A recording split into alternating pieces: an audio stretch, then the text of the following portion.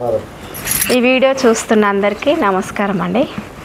మన దగ్గరికి మన సేవాభారతి ఫౌండేషన్లకి వెంకటయ్య తాత సంవత్సరం నుంచి మన దగ్గర ఉంటున్నాడు.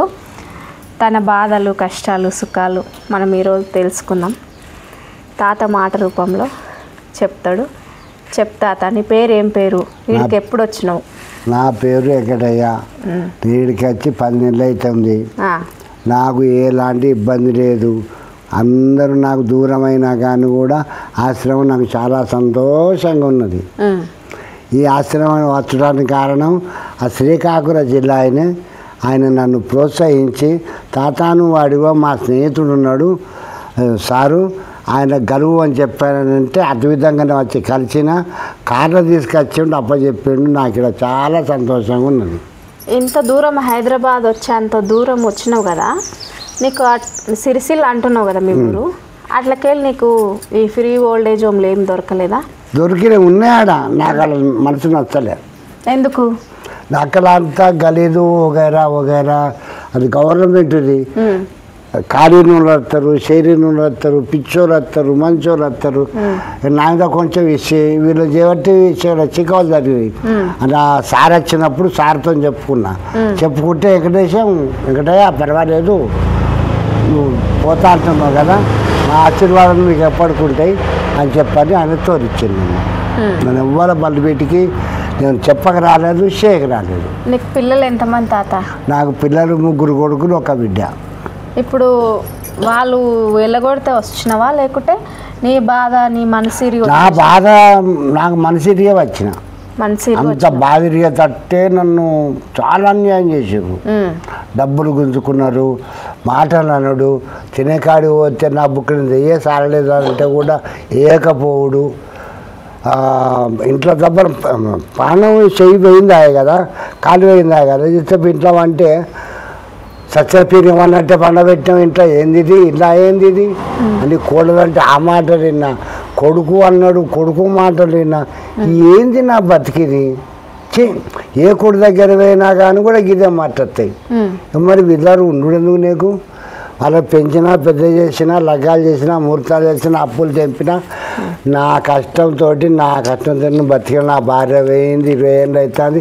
20 ఏళ్ళ సరే ఇదే కష్టం చేసుకున్నా. వాళ్ళకు 1 50 నన్ను అడగలేదు. వాళ్ళని ఎన్నో ఇచ్చాను నేను వాళ్ళకి. నేను ఇప్పుడు వాళ్ళు ఏదో ఉద్యోగాలు చేసుకుంటారు, వాళ్ళు బతకని. నాది ఇష్టం బతికే నా ఆశ్రమ సల్లగుండా నాకు ఇదే చాలు. నాకు ఇప్పుడు వాళ్ళు మీ కొడుకులు, మీ బిడ్డలు ఎవరైనా మా నాయనని చూడాలని ఈడికొచ్చి తీసుకెళ్తే పోతావా? పోను. ఎందుకు? మేము పంపిస్తాం కదా. మీరు పంపించలేను, పోను. ఎందుకంటే మన ఆశ్రమం కూడా ఎట్లా పెట్టుకున్నామంటే, ఆదిర్వి లేని వాళ్ళకి మనం ఆశ్రమం, ఆస్తులుండి, బిడ్డలుండి, కొడుకులుండి అంత బాగుండి నేను వచ్చి ఇక్కడ ఉంటామా అంటే అలాంటి వాళ్ళని మేము పెట్టుకుంటాం. లేవు కానీ వాళ్ళ ఆస్తులున్న వాళ్ళతోటే ఉండని. వాళ్ళ ఆస్తులు వద్దు, వాళ్ళ పేర్లు వద్దు, వాళ్ళ ఊర్లు వద్దు నాకు. నేను వాళ్ళు కాళ్ళు మొక్కినా మొక్కకున్నా వాళ్ళు పోను.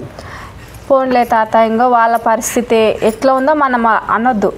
ఒకరిని మనము వాళ్ళు దూషిస్తున్నాను కదా. ఇప్పుడు వాళ్ళది అక్కడ ఉండని. ఇప్పుడు నువ్వు వీడికి వచ్చినావు, మంచిగా ఉన్నావు. ఈడ నీకు ఎట్లా ఉంది? నాకు ఈడ మంచిగా ఉన్నది కాబట్టి నేను ఉంటా. ఇప్పుడు మనకు మొన్న కూడా కంటి ఆపరేషన్లు జరిగినాయి పోయిన నెల. అప్పుడు నీకు కంటి ఆపరేషన్ టెస్టులు అన్నీ చేసిండ్రు. నువ్వు ఆపరేషన్ చేసుకుంటావా తాత అంటే నాకు వద్దావా అని అన్నావు. ఇప్పుడు కూడా మళ్ళీ ఇంకా క్యాంప్, అప్పుడు కూడా అడిగారు. ఇప్పుడు కూడా క్యాంప్ పడుతుంది కదా, మళ్ళీ ఇప్పుడు నీకు ఆపరేషన్ అవసరము.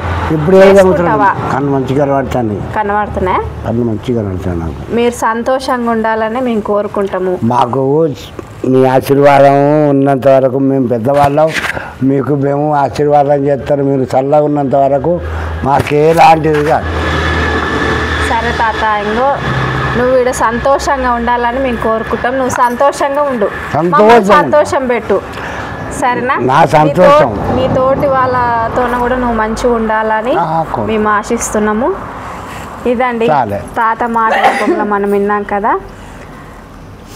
తాత కష్ట సుఖాలు, సంతోషాలు మనతో పంచుకున్నారు. ఈ వీడియో కనుక మీకు నచ్చినట్లయితే సబ్స్క్రైబ్ చేసుకోండి. అందరికీ మరొకసారి నమస్కారం.